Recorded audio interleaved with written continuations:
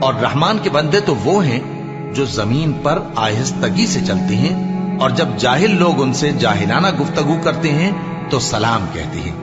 اور وہ جو اپنے پروردگار کے آگے سجدے کر کے اور عز و ادب سے کھڑے رہ کر راتیں بسر کرتے ہیں، اور وہ جو دعا مانگتے رہتے ہیں کہ اے پروردگار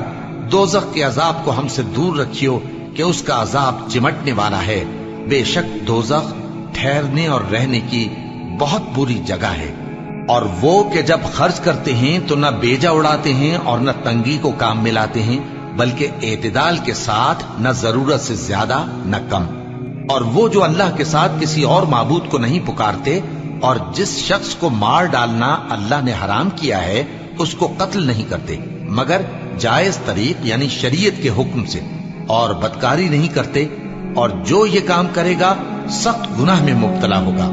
قیامت کے دن اس کو دونا عذاب ہوگا اور وہ ذلت و خواری سے ہمیشہ اس میں رہے گا،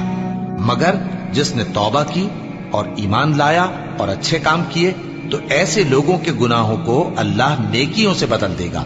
اور اللہ تو بخشنے والا ہے، مہربان ہے۔